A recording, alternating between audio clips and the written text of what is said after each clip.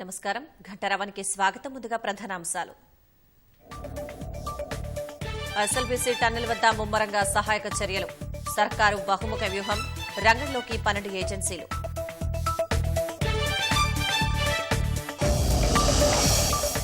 ఇవాళ గాంధీ భవన్లో పీసీసీ విస్తృత స్థాయి సమావేశం. హైదరాబాద్ రానున్న రాష్ట్ర వ్యవహారాల ఇన్ఛార్జ్ మీనాక్షి నటరాజన్.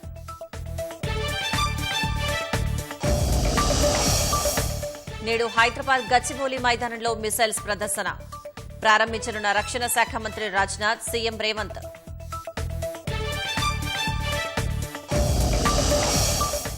ఆస్తి పన్ను బకాయిదారులపై జీహెచ్ఎంసీ కఠిన వైఖరి. ఇప్పటికే 6 లక్షల మందికి తాకీదులు. ఆస్తుల జప్తునకు సిద్దం.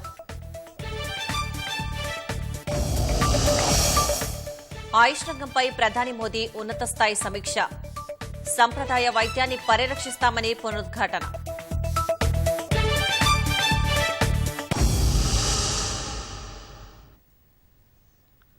ఎస్ఎల్బీసీ సొరంగంలో చిక్కుకున్న 8 మంది ప్రాణాలు రక్షించేందుకు చేపడుతున్న సహాయక చర్యలను వేగవంతం చేశారు. Army, navy, NDRF, Hydraa, Singareni, railway తదితర దాదాపు 12 ఏజెన్సీలు రెస్క్యూ కార్యక్రమంలో పాల్గొంటున్నాయి. సొరంగంలో దాదాపు 200 అడుగుల మేర పేరుకుపోయిన బురద, టీబీఎం శిథిలాల తొలగింపు చేపట్టారు. కావలసిన పరికరాలు, యంత్రాలతో పాటు నిపుణులను రప్పిస్తున్నారు. ప్రమాదం జరిగిన టన్నెల్ను సందర్శించిన బీఆర్ఎస్ నేతలు రెస్క్యూ బృందాలను సమన్వయం చేయడంలో ప్రభుత్వం విఫలమైందని విమర్శించారు. 2 రోజుల్లో సహాయక చర్యలు పూర్తి చేస్తామని మంత్రి ఉత్తమ్ కుమార్ రెడ్డి స్పష్టం చేశారు.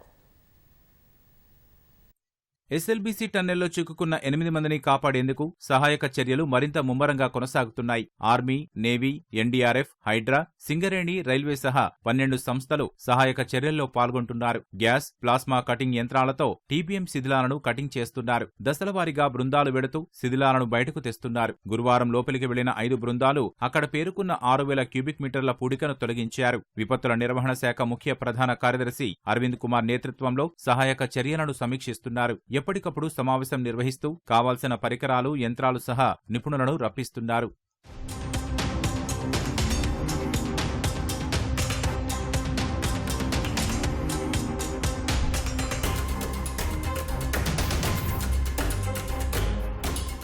సొరంగంలో చేపట్టిన సహాయక చర్యల్లో పాల్గొన్న సింగరేణి రెస్క్యూ సిబ్బందిని సీఎండీ బలరాం ప్రశంసించారు. భూగర్భంలో ప్రమాదాల సమయంలో సహాయ చర్యల్లో సుశిక్షితులైన సింగరేణి సిబ్బంది పాల్గొంటారని, అటువంటి వారిని మరో 200 మందిని పంపించారని సింగరేణికి ఆదేశాలు జారీ చేశారు. అత్యాధునిక సహాయ సామాగ్రితో పాటు రాష్ట్ర, కేంద్ర సహాయక సిబ్బందితో సమన్వయం చేసుకుంటూ సొరంగంలో చిక్కుకున్న వాళ్లను క్షేమంగా తీసుకురావాలన్నారు.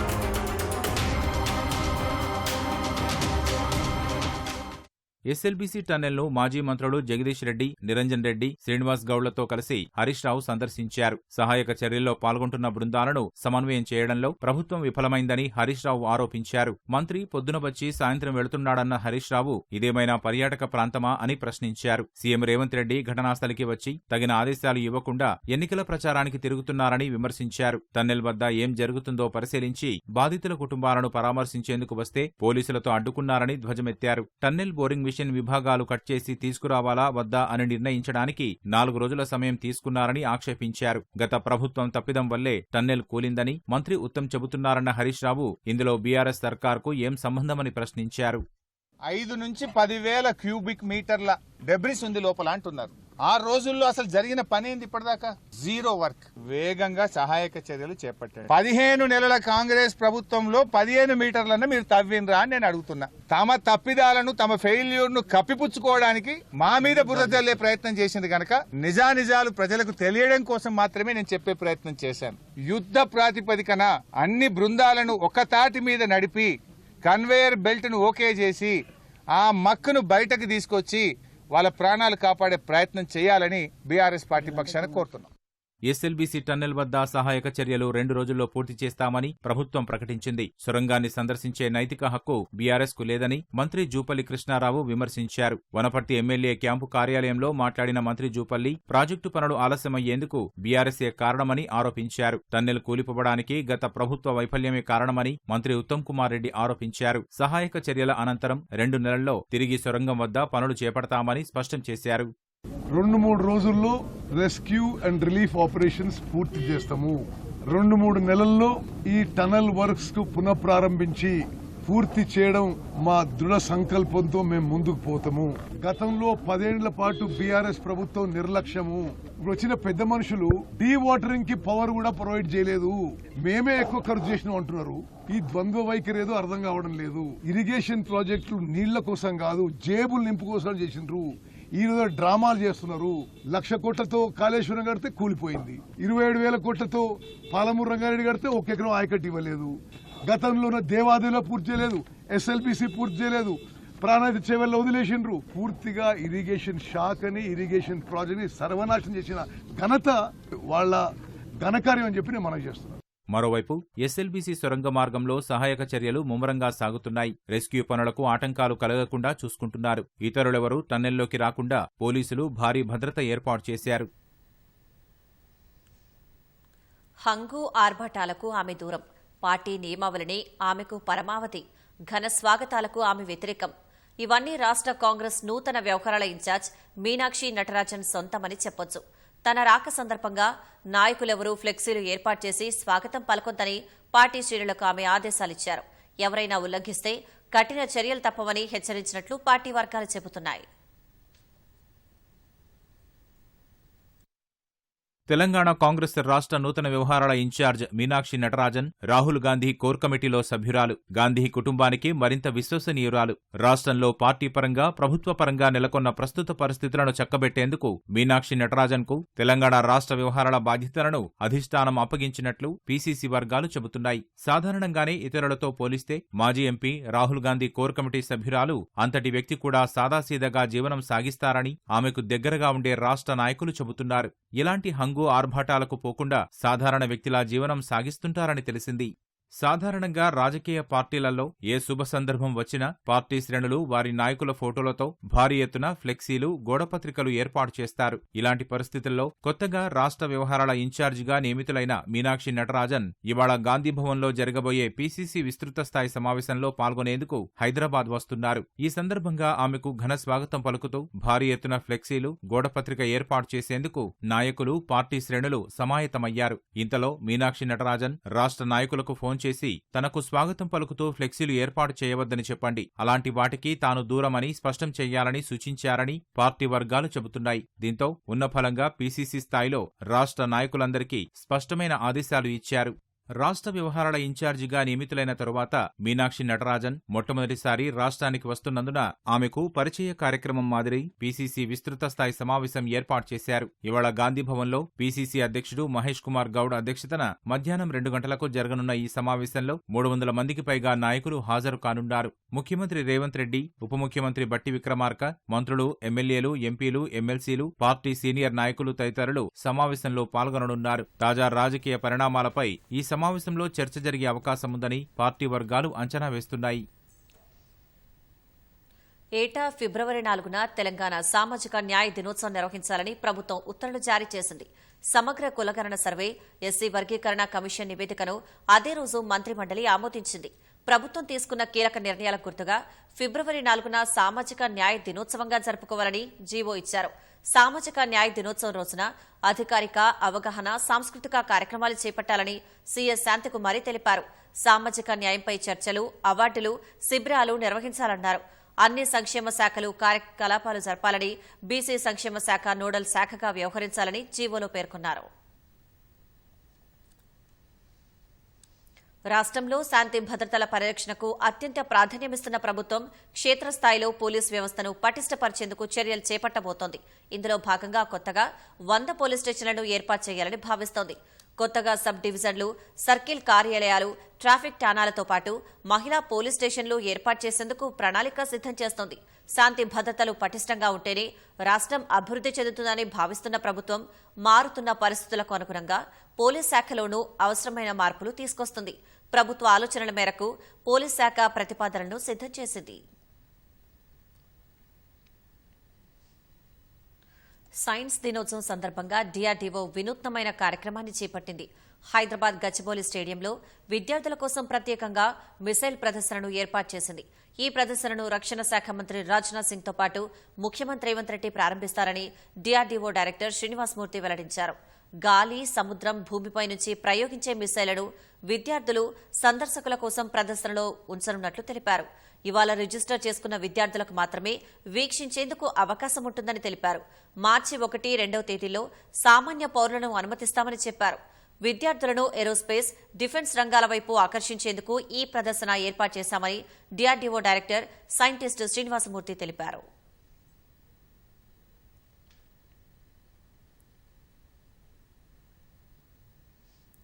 హైదరాబాద్ సెంట్రల్ యూనివర్సిటీలో నిర్మాణంలో ఉన్న పరిపాలనా భవనం పోర్టికో స్లాబ్ కుప్పకూలింది. దాని మీద నిల్చొని పనిచేస్తున్న 9 మంది కార్మికులు శిథిలాల్లో చిక్కుకుని గాయాల పాలయ్యారు. HCU క్యాంపస్లో కొత్త పరిపాలనా భవనం నిర్మిస్తున్నారు. CPWD పర్యవేక్షణలో ఓ ప్రైవేటు కాంట్రాక్టు సంస్థ ఈ పనులు చేపడుతోంది. నిన్న రాత్రి 8 గంటల సమయంలో పోర్టికో నిర్మాణంలో భాగంగా రెడీమిక్స్ కాంక్రీటుతో స్లాబ్ వేస్తుండగా ఒక్కసారిగా కుప్పకూలింది. ఈ సమయంలో దానిపై నిల్చొని ఉన్న 9 మంది కార్మికులు కింద పడి శిథిలాల్లో చిక్కుకున్నారు. విద్యార్థులతో పాటు పోలీసులు, అగ్నిమాపక, DRF సిబ్బంది హుటాహుటిన ఘటనా స్థలానికి చేరుకుని 9 మంది కార్మికులను బయటకు తీసి ఆసుపత్రికి తరలించారు. HCU నిర్మాణంలో ఉన్న భవనం స్లాబులు కూరడం ఇది మూడోసారి కావడంతో నాసిరకం పనులపై సర్వత్రా విమర్శలు వెల్లువెత్తుతున్నాయి.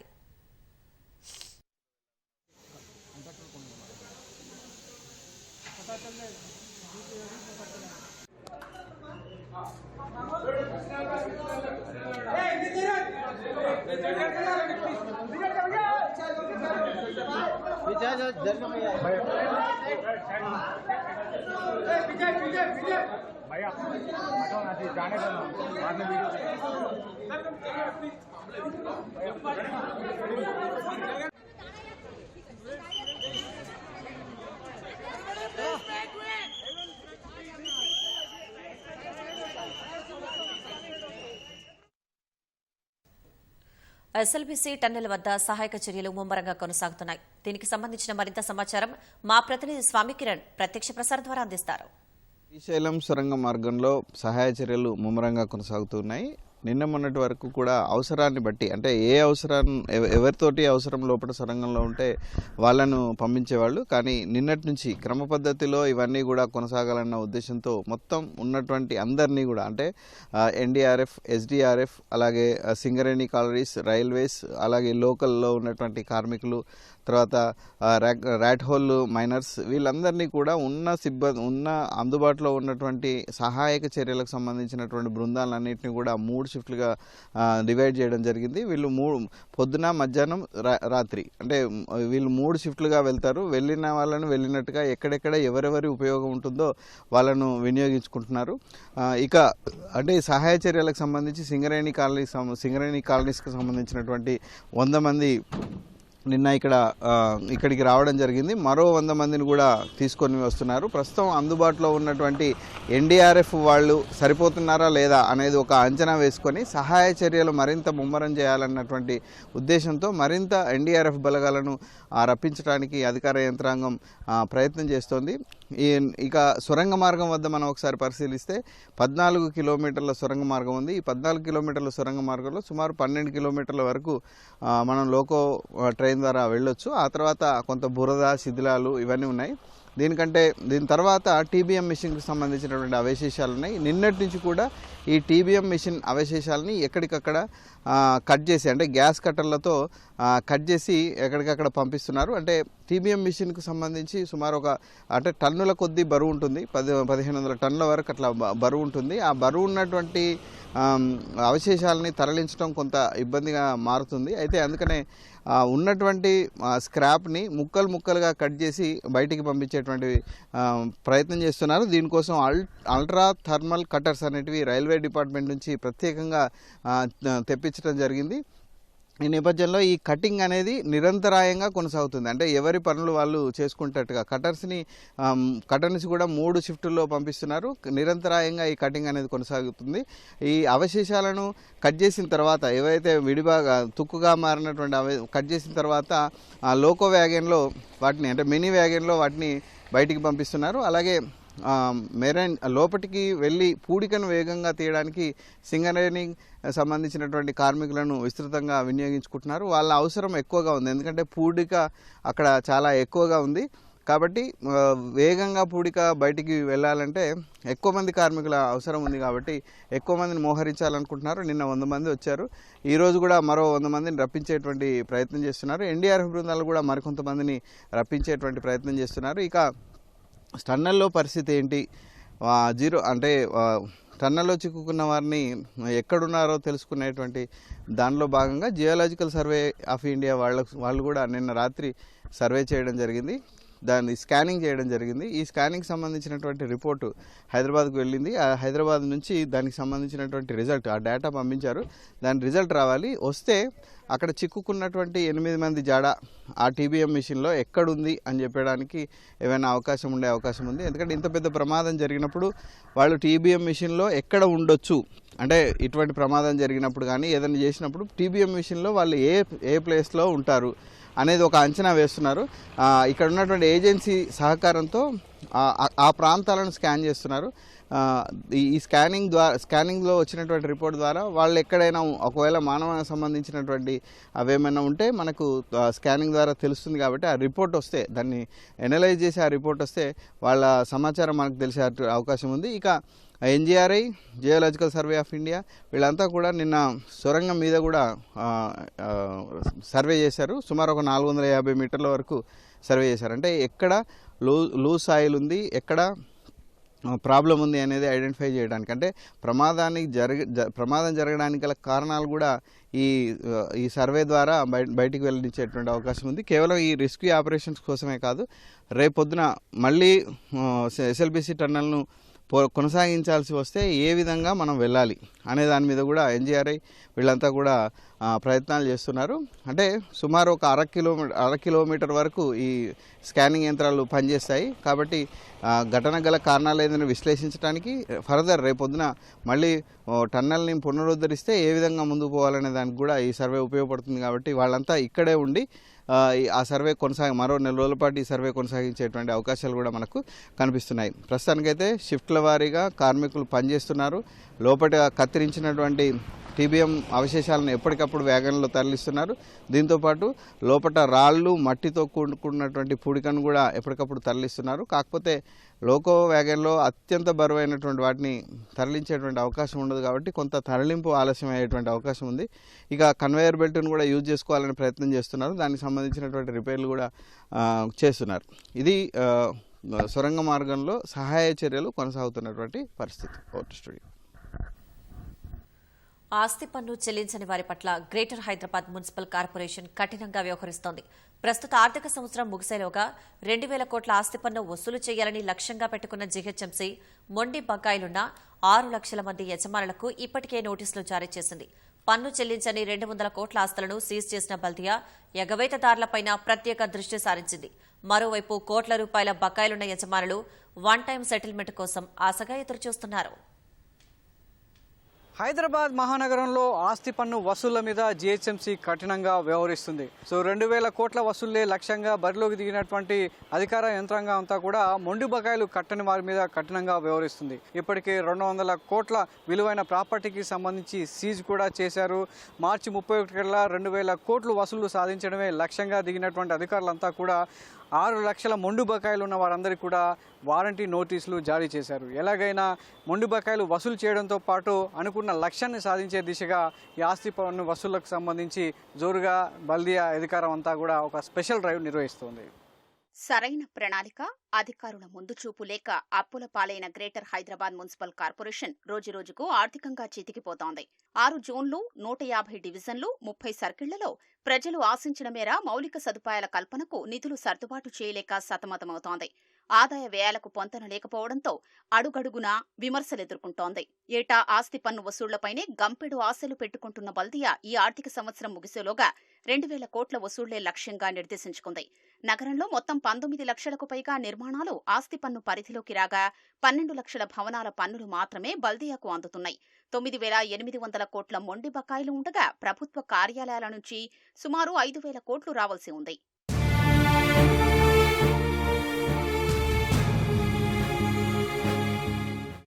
ఆస్తి పన్ను బకాయిలపై ఏటా దృష్టి సారిస్తున్నా ఆశించిన స్థాయిలో జీహెచ్ఎంసీ ఖజానా నిండలేదు.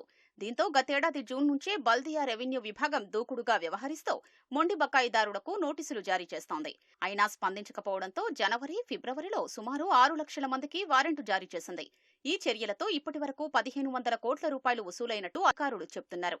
ఆస్తి పన్ను వసూళ్లలో ఖైరతాబాద్ జోన్ పూర్తిగా వెనుకబడి ఉందని బల్దియా రెవెన్యూ విభాగం గుర్తించింది. బకాయిదారులలో మొదటి 10 మంది నుంచి 203 కోట్లు రావాల్సి ఉండగా ఇక్కడ 100 మందికి వారెంట్లు ఇచ్చారు. ఇప్పటి వరకు ఖైరతాబాద్ జోన్ నుంచి 350 కోట్లు మాత్రమే ఆస్తి పన్నులు రాబట్టగలిగారు. శేరలింగంపల్లి జోన్ నుంచి 370 కోట్లు, చార్మినార్ జోన్ నుంచి 103 కోట్లు, ఎల్బీనగర్ జోన్ నుంచి 210 కోట్లు, కూకట్పల్లి జోన్ 250 కోట్లు, సికింద్రాబాద్ నుంచి 200 కోట్లు వసూలయ్యాయి. ఈ 6 జోన్ల నుంచి 516 కోట్లు రావాల్సి ఉండడంతో అధికారులు మల్లగుల్లాలు పడుతున్నారు. ఆస్తి పన్ను బకాయి 5 లక్షలకు మించి ఉన్న భవనాలు 4,000కు పైగా ఉన్నట్లు అధికారులు చెబుతున్నారు. వాటి నుంచి 4,000 కోట్ల రూపాయల పన్ను వసూలు కావాల్సి ఉందని అంచనా. ఇందులోనూ చాలా వరకు ప్రభుత్వ భవనాలు ఉన్నాయి. ప్రముఖ సర్కార్ ఆసుపత్రి నుంచి 55 కోట్లు, బంజారాహిల్స్ రోడ్ నెంబర్ 12లోని ప్రభుత్వ కార్యాలయం కోట్లలో ఆస్తి పన్ను బకాయి పడ్డాయి. పన్ను చెల్లించని ప్రైవేటు ఆసుపత్రులు, విద్యా సంస్థలు, వ్యాపార సముదాయాలపై కొరడా ఝుళిపించేందుకు సిద్ధమైన జీహెచ్ఎంసీ రెవెన్యూ విభాగం ఇటీవల బంజారాహిల్స్లోని ఓ హోటల్ను సీజ్ చేసింది. సదరు యజమాని వెంటనే స్పందించి 52 లక్షలు చెల్లించడంతో పాటు మార్చి 10 వరకు మిగతా బకాయిని చెల్లిస్తానని హామీ ఇచ్చాడు. ఇలా నగరంలో ఇప్పటికే 200 కోట్ల ఆస్తులకు సంబంధించిన నిర్మాణాల్ని బల్దియా సీజ్ చేసింది.